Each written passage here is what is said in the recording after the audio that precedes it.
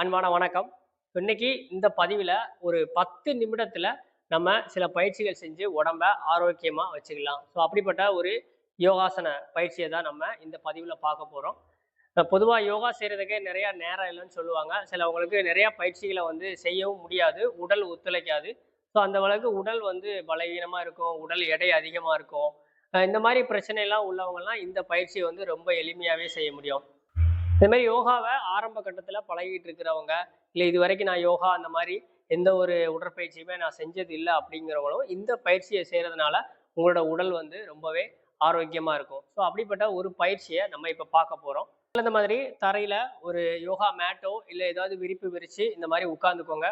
உட்காந்துட்டு உங்களுக்கு பத்மாசனாலாம் போட முடியும் அப்படின்னா நீங்கள் பத்மாசனா போட்டுக்கோங்க. இல்லை அப்படின்னா நீங்கள் இந்த மாதிரி சும்மாவே இந்த மாதிரி உட்காந்துக்கலாம். உட்காந்துட்டு முதுகை நேராக வச்சுக்கணும். நேராக வச்சுட்டு இந்த 2 கையிலையும் இந்த மாதிரி சின் முத்ரா வச்சுக்கோங்க. ஸோ வச்சதுக்கு அப்புறம் என்ன செய்யணும்னா, மெதுவாக உங்களுடைய கழுத்துக்கு பயிற்சி கொடுக்கணும். ஸோ முதல்ல என்ன செய்யணும், கழுத்தை மெதுவாக அப்படியே இடது பக்கம் நல்லா திருப்பணும். திரும்ப அப்படியே வலது பக்கம். ஸோ இதை நீங்கள் ஒரு 10 தடவை என்ன செய்யணும், மெதுவாக இடது பக்கம் வலது பக்கம் மெதுவாக திரும்பணும். ரொம்ப வேகமாக இந்த படக்கு படக்குன்னு திருப்புவாங்க, அந்த மாதிரி திருப்பக்கூடாது. அதே மாதிரி அப்படியே சைடில் மெதுவாக என்ன செய்யணும், கழுத்தை ஆர்ச் பண்ணணும். இந்த சைடில் கழுத்தை அந்த மாதிரி வளைச்சி பயிற்சி கொடுக்கும்போது பார்த்தீங்கன்னா அந்த தோள்பட்டை இப்படி தூக்குவாங்க. அப்படிலாம் தூக்கக்கூடாது. நமக்கு கழுத்து வளைய மாட்டேங்கி போய் ஷோல்டரில் டச் பண்ண முடியல அப்படின்னு சொல்லி இந்த மாதிரி தோள்பட்டையை தூக்கக்கூடாது. உங்களுக்கு எந்த அளவு வருமோ அந்த அளவு நீங்கள் செஞ்சால் போதும். அதே மாதிரி மேலே கழுத்து up down, up down. So இதில் ஒரு 10 தடவை இந்த மாதிரி பயிற்சி பண்ணணும். ஸோ கழுத்துக்கு பயிற்சி முடிச்சதுக்கப்புறம் நல்லா 2 மூச்சு இழுத்து விடணும்.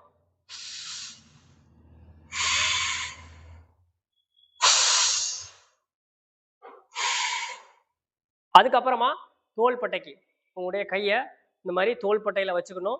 முதுகை நேராக வச்சுக்கணும். ஸோ ஒவ்வொரு பயிற்சிக்கு இடையிலேயே நீங்கள் முதுகு மேலே கவனம் வச்சு முதுகை நேராக வச்சுக்கணும். இந்த தோள்பட்டையை அப்படியே மெதுவாக முன்னாடி இந்த மாதிரி சுற்றணும், ரொட்டேட் பண்ணணும். அப்படியே மெதுவாக ஃபார்வர்ட். ஸோ இதில் ஒரு 10 தடவை இந்த மாதிரி முன்னாடி ரொட்டேட் பண்ணணும். திரும்ப அப்படியே பின்னாடி பேக்வேர்ட்.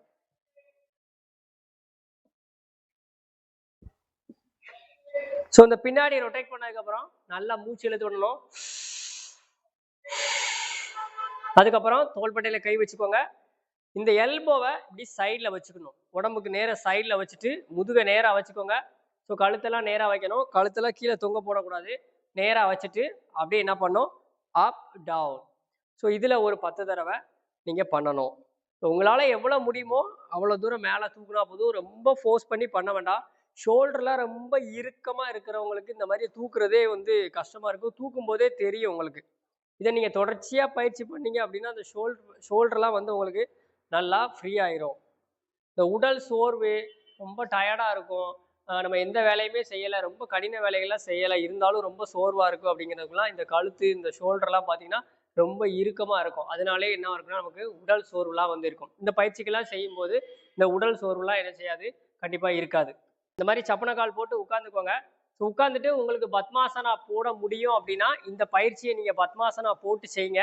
இல்லை பத்மாசனா எனக்கு போட முடியாதவங்க நார்மலாக நீங்கள் சப்பனக்கால் போட்டு ஒரு காலை போட்டு அர்த்த பத்மாசனா போடலாம். இல்லை ஒன்றுமே முடியலைன்னா சும்மா காலை வச்சு கூட நீங்கள் இந்த பயிற்சியை பண்ணணும். முதுகை நேராக வச்சுக்கோங்க. இந்த 2 கையையும் இந்த மாதிரி சைடில் நீட்டணும். சைடில் நீட்டிட்டு மூச்சு இழுக்கணும். மெதுவாக என்ன பண்ணணும், உங்களுடைய உள்ளங்கையை இப்போ இடது பக்கம் அப்படின்னா உள்ளங்கையை இந்த மாதிரி வைக்கணும். வச்சுட்டு உடம்ப மெதுவாக அப்படியே ஆர்ச் பண்ணணும். இந்த கையை அப்படியே உங்கள் தலைக்கு மேலே இந்த மாதிரி கொண்டு வரணும். இதில் அப்படி முன்னாடி குனிவாங்க சிலவங்க. இந்த மாதிரி முன்னாடிலாம் குனியக்கூடாது. எனக்கு இவ்வளோதான் வருது அப்படின்னாலும் பரவாயில்ல, நீங்கள் ரொம்ப வளையணும்னு கிடையாது. உங்களுக்கு எவ்வளோ தூரம் வருமோ அவ்வளோ தூரம் வச்சுக்கோங்க. வச்சுட்டு அந்த மாதிரி இந்த மாதிரி அப்படியே ஆர்ச் பண்ணுங்க. இதில் அப்படியே 10 கவுண்ட் அப்படியே ஸ்டே பண்ணும். 1 2 3 4 5 6 7 8 9 10. ரிலாக்ஸ். அதே மாதிரி அடுத்த பக்கம் மூச்சு இழுக்கணும். உள்ளங்கையை கீழே வைக்கணும்.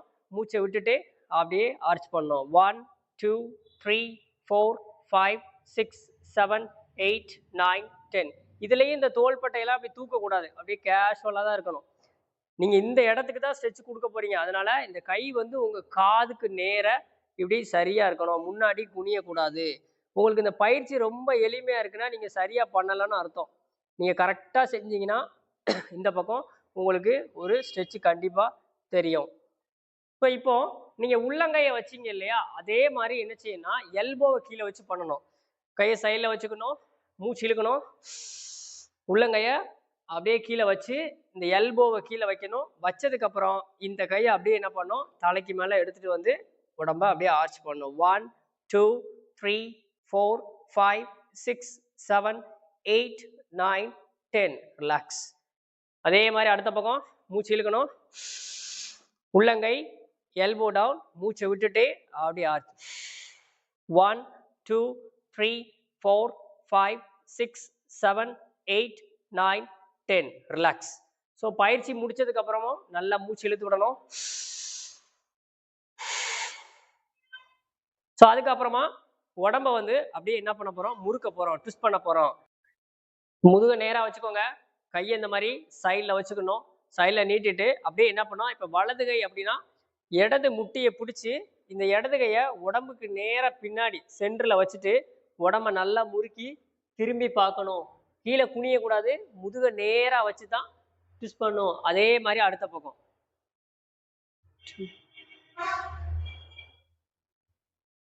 இதில் நீங்கள் ஒரு 10 தடவை இந்த மாதிரி நல்லா உடம்ப ட்விஸ்ட் பண்ணணும். நீங்கள் இந்த முட்டியை பிடிக்கும் போது இந்த எல்போலாம் மடக்கக்கூடாது, நல்லா அப்படி நேராக வச்சு நல்லா பிடிக்கணும். முதுக நேராக வைக்கணும், கையை நல்லா சென்டரில் சப்போர்ட்டுக்கு வச்சுட்டு அதுக்கப்புறமா முதுகு எலும்பை நல்லா இந்த மாதிரி முறுக்கணும்.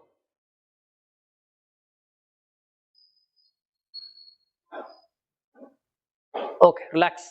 நல்லா மூச்சு இழுத்து விடணும்.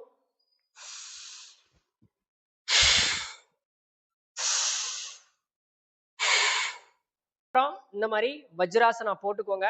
வஜ்ராசனா போட்டுட்டு இப்போ என்ன செய்யணும் அப்படின்னா அப்படியே கையை மேலே தூக்கணும், நல்லா மூச்சு இழுக்கணும், கையை கீழே வச்சு மூச்சை விட்டுட்டே மெதுவாக அப்படியே முன்னாடி குனியணும்.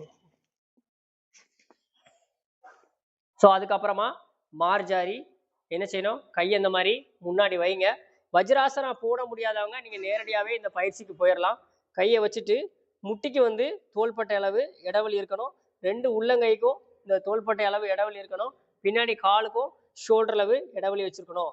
இந்த உள்ளங்கைக்கும் இந்த கால் முட்டிக்கும் இந்த தோள்பட்டைக்கும் இந்த இடுப்புக்கும் என்ன இடைவெளி இருக்கோ அந்த இடைவெளி இருக்கணும். இடைவெளி வந்து கரெக்டாக வச்சுக்கோங்க.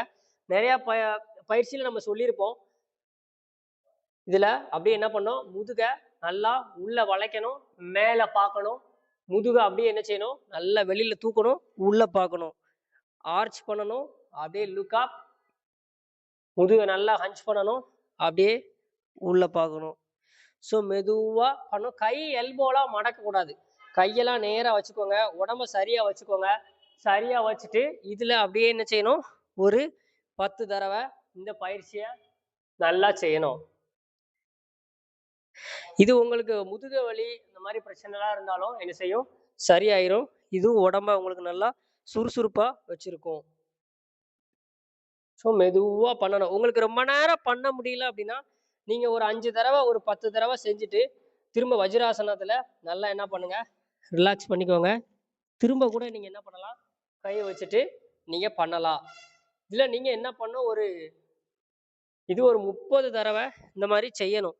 நீங்கள் ஒரே டைமில் 30 தடவை செஞ்சாலும் சரி, இல்லைனா நீங்கள் ஒரு 10 தடவை அப்படியே பிரித்து செஞ்சாலும் சரி. ஸோ இந்த பயிற்சி முடிச்சதுக்கு அப்புறம் நீங்கள் என்ன செய்யலாம்னா இதில் ஒரு காலை மட்டும் என்ன செய்யணும், பின்னாடி நீட்டி பார்க்கணும். இந்த ஏக பாத மார்ஜாரி மெதுவாக என்ன செய்யுங்க, இந்த காலை அப்படி நீட்டி பாருங்க, அப்படியே லேசாக மேலே பார்க்கணும். 1 2 3 4 5 6 7 8 9 10. ரிலாக்ஸ். காலை அதே இடத்துல வச்சிடணும், டிஸ்டன்ஸ் மாற்றக்கூடாது. திரும்ப அதே மாதிரி அடுத்த பக்கம் 1 2 3 4 5 6 7 8 9 10. சிலவங்க காலை பார்த்தீங்கன்னா ரொம்ப மேலே தூக்கணும்னு நினச்சி மேலே தூக்குவாங்க, அப்படிலாம் செய்ய வேண்டாம். நீங்கள் உடம்புக்கு நேர இந்த மாதிரி வச்சிருந்தாலே போதும். அப்படியே வஜ்ராசனம் உட்காரணும், மெதுவாக அப்படியே ஒரு ஃபார்வர்ட் பெண்ட், ரிலாக்ஸ். ஸோ அதுக்கப்புறமா பவன முத்தாசனா இந்த மாதிரி உட்காந்துட்டு கால் முட்டியை மடக்கி வச்சுக்கோங்க. மடக்கிட்டு என்ன பண்ணணும், கால் அந்த மாதிரி பிடிச்சிக்கணும். ஒன்று கையை இந்த மாதிரி கோர்த்து லாக் பண்ணிக்கோங்க. இல்லை அப்படின்னா உங்களுக்கு இப்படி தான் பிடிச்சி பண்ண முடியும்னாலும் பிடிச்சிக்கோங்க. பின்னாடி நீங்கள் படுக்கும்போது இந்த தலை வந்து தரையில் இடிச்சிடாமல் பார்த்துக்கணும். பவன முத்தாசனத்தை என்ன செய்யணும், அப்படியே இந்த மூமெண்ட்டில் பண்ணணும். இதை நீங்கள் ஒரு 10 தடவை இந்த மாதிரி செய்யணும். ஸோ இந்த பயிற்சி அப்படியே முடிச்சதுக்கப்புறம் என்ன செய்யணும்னா அப்படியே நீங்கள் படுத்துடணும். ஸோ படுத்துட்டு நல்லா சாந்தியாசனம், முதல்ல நல்லா 2 மூச்சு இழுத்து விடணும். மூச்சு இழுத்து விட்டுட்டு அப்புறமா கண்ணை மூடி கொஞ்ச நேரம் ரிலாக்ஸ் பண்ணணும். இப்போ நம்ம பார்த்த இந்த பயிற்சி ரொம்ப ஒரு எளிமையான பயிற்சி, எல்லாரும் செய்யலாம். சின்ன குழந்தைங்கள்ல இருந்து வயதானவங்க வரைக்கும் எல்லாருமே இந்த பயிற்சியை வந்து செய்யலாம். யோகாலாம் பண்ணும்போது வெறும் வயிற்றுல தான் பண்ணணும். ஆனால் சிலவங்களுக்கு வந்து மலச்சிக்கல்லாம் இருக்கும். எனக்கு காலையில் எந்திரிச்ச உடனே மோஷன் வராது, நான் மத்தியானம் தான் மோஷன் போவேன், இல்லை சாயங்காலம் தான் போவேன், இல்லை எனக்கு காலையில் ரொம்ப நேரம் கழிச்சு தான் மோஷன்லாம் வரும் அப்படிங்கிறவங்கெல்லாம் ஒன்றும் கவலைப்பட தேவையில்லை. இந்த பயிற்சியை நீங்கள் செஞ்சுட்டு கூட மோஷன் போகலாம். இந்த பயிற்சி செய்கிறதுனால பெருசாக எந்த பாதிப்பும் இருக்காது. இது செய்கிறதுனால உடம்புக்கு நல்லா இருக்கும். மோஷன் பிரச்சனை இருந்தால் கூட இந்த பயிற்சியிலே வந்து உங்களுக்கு கண்டிப்பாக சரியாயிடும். அப்போ ஸோ காலையில் எந்திரிச்ச உடனே கூட என்ன செய்யலாம், இந்த பயிற்சியை நீங்கள் செஞ்சு பார்க்கலாம். ஸோ இந்த பயிற்சி பயனுள்ளதாக இருந்தால் மற்றவங்களுக்கும் ஷேர் பண்ணுங்கள். நம்மளுடைய சேனலை சப்ஸ்கிரைப் பண்ணலை அப்படின்னா சப்ஸ்கிரைப் பண்ணி வச்சுக்கோங்க. மேலும் பல தகவலுடன் நம்ம அடுத்த வீடியோவில் சந்திப்போம். நன்றி.